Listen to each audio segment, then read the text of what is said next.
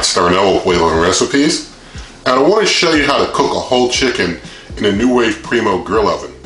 But my chicken's fully frozen. What am I going to do? I'm going to cook it anyway. So we're going to show you how to cook a whole chicken from frozen in the NuWave Primo Grill Oven. And we're going to get started on that right now.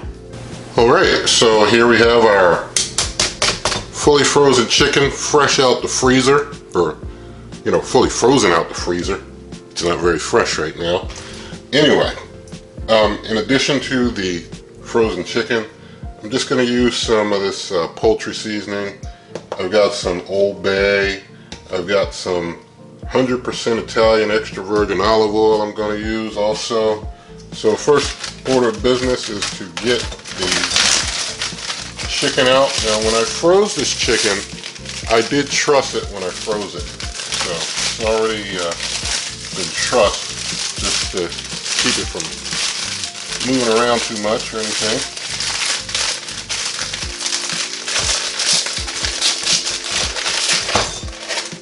Oh, that's frozen. Now when I froze this chicken, I didn't know whether I was going to cook it in like my Instant Pot or some other cooker or something, so I just trussed it, just in case whatever I might cook it in, you know what I mean? So basically now what I'm going to do here, I'm going to just take and cover this chicken with some oil and just brush oil all over it so that it's fully covered in oil.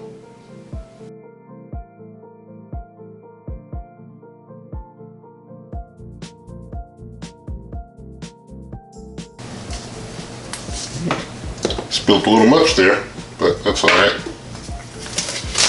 Now I'm going to get my lid with my power dome on, and one of the keys here with the NuWave Primo, they say no flipping, right? So we're going to be able to cook this chicken, Lord willing, with no flipping at all. We're just going to cook it right up. So first I do want to get it through the defrost phase kind of easily. So I'm going to go easy on it through the defrost. I'm going to turn the NuWave Primo on. First thing I'm going to do, I'm just going to turn the temperature down 250, nice low temperature 250. And I'm going to set my time, I'm going to set it to 30 minutes. Stop beeping for a second, that was good. Alright, so 30 minutes at the 250 degrees Fahrenheit, we'll see if that gets it a decent thaw before we get into further cooking.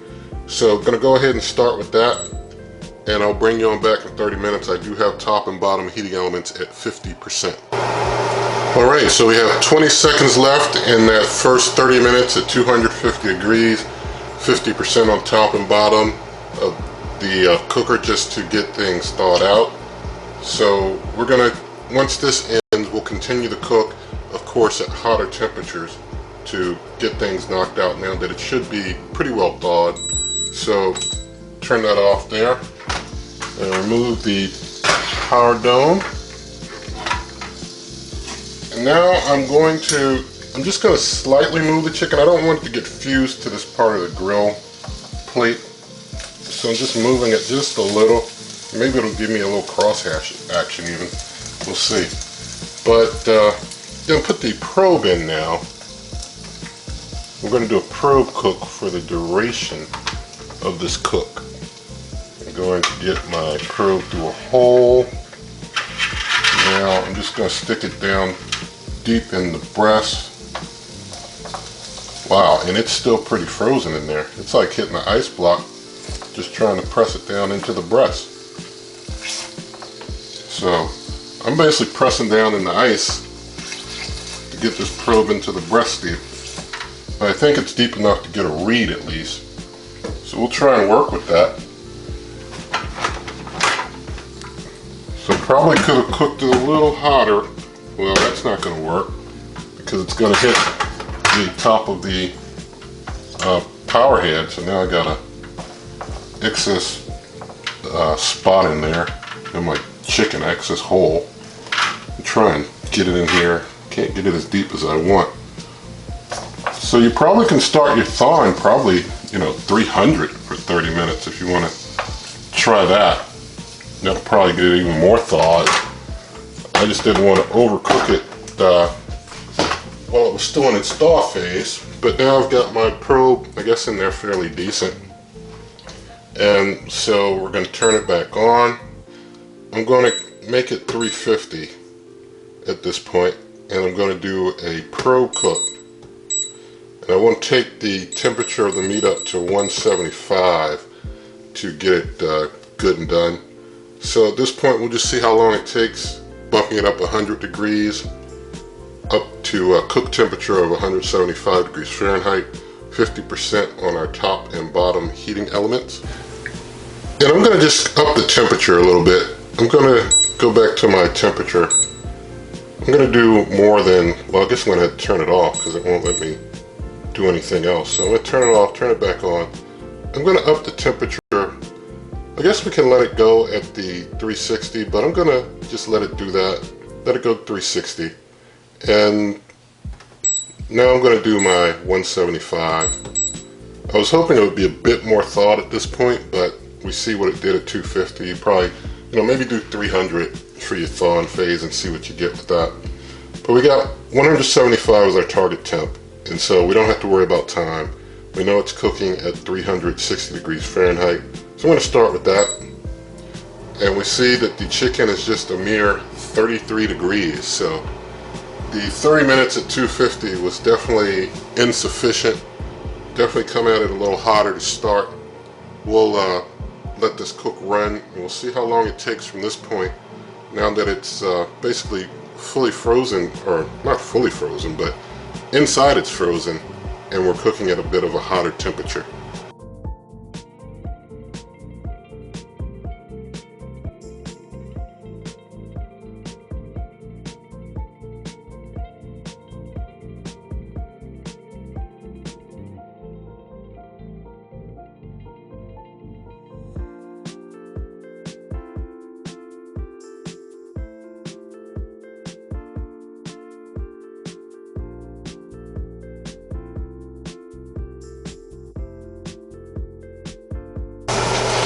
Now it's just gotten up to 100 degrees, and it's been about maybe 21 minutes of cooking at the 360. I am starting to see the top getting a little browner, probably a little over brown. And I know I could put some foil on there, open it up, try and put some foil. I'm not going to do that. As I've shown in my fan test, you got to put things down pretty tight. And also, I'm just going to allow it to continue to cook as is. So I want to see how that goes. So we're going to let this keep on cooking. We're going to see how much longer this takes.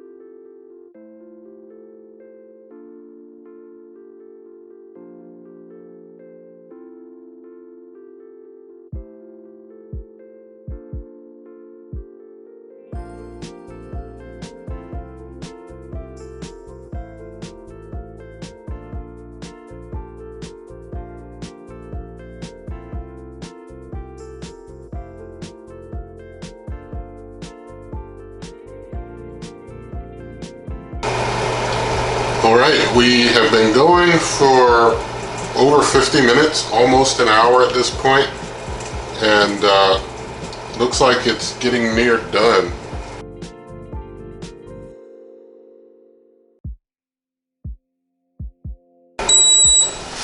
Alright, so we're all done. Basically took about 55 minutes at 360, and that's after the 250 thaw time for 30 minutes. So it took about an hour and a half using the cooking temperatures that I used, but we're going to check our temps for security's sake. Still a little cool in there. See right there, I'm reading 155 with my instant read. So we still aren't fully there yet. I'm going to try and scoot this further into the meat. So we've been going for, at this rate, we've been going for almost an hour and a half, almost 90 minutes. So putting the lid back on. I'm going to turn it back on. We're going to get back to the same thing. Our 360 probe. We're going to kick it back up to 175 now that the probe's in deeper. Should be more reliable. And so we're just going to go ahead and start that. And we see our meat. It's saying the meat temperature is at 165 where it's reading. So we're just going to let that continue to cook a bit longer. We'll see how much longer it takes. So far it's been 55 minutes at the 360 degrees Fahrenheit, plus the 30 minute at 250 before that. But you probably want to bump that up to 300 for that initial thaw phase.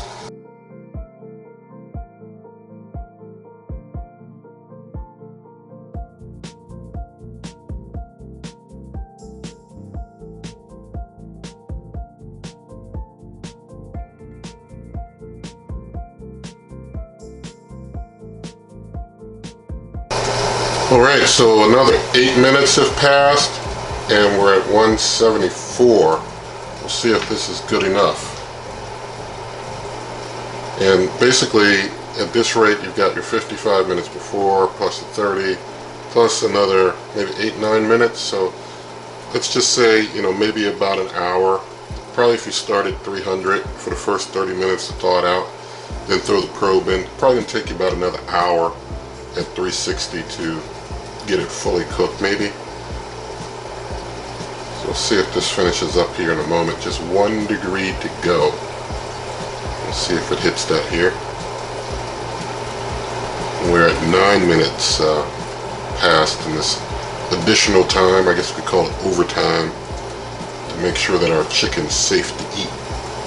Because we definitely want to get, you know, we want to get at least 165, but I go for like 175, make sure it's really well cooked through and through, and we'll check it really good with the instant read thermometer once this hits the target temperature. And there it is. So it took another 9 minutes. So a good bit of time, but we're going to check things out at this point, see where we are with our food safety temperature. Now I'm deep in there and I'm reading 170s all day long. And get down here, get down there. I'm looking good down there too. So we're good all over now. All right, let's see if I can get this meat probe out of here easily. And I'm going to just use tongs here to get my chicken onto my cutting board. And since it's been freshly cooked, I'm just going to cover it with foil and give it about 15 minutes just to kind of set and relax. Cover it with foil, do a little juice absorption there, and we'll come on back in a moment. Alright, so it's been about 12 minutes and I just can't resist any longer. So we're going to go ahead and take the lid off there. We're going to get this string from the trussing off.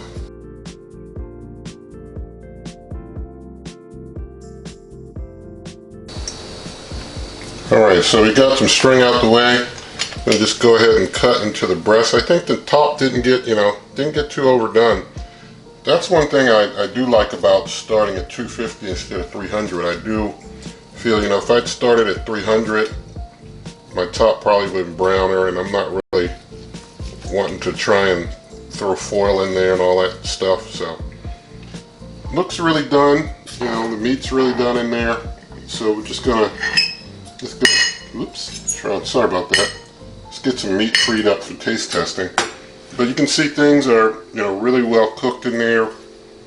It's juicy in there. I'm seeing juiciness in there. So it looks good. Then get the camera swapped and we'll do a taste test. Alright, so let's taste test a little of this chicken from frozen.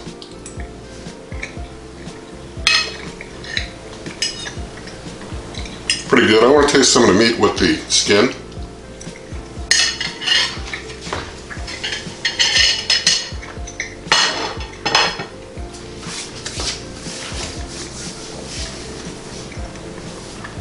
And it turned out very well. So You can definitely cook a chicken from frozen, no flipping, in the NuWave Primo Grill Oven. I don't know if I got any grill marks underneath my chicken, but you know, no big deal if I did or didn't, because that's not the side that's presented when cooking, but you know, just an interesting little tidbit there. Anyway, you can find this, other recipes at superwaveovenrecipes.com. Hundreds of recipes there, hundreds of videos here that you can get to by going to waveovenrecipes.com. Also, Twitter and Instagram are Wave Oven Recipes. And if you like this video, please give it a thumbs up, share the video with a friend, leave your comments, subscribe to the channel, and good eating.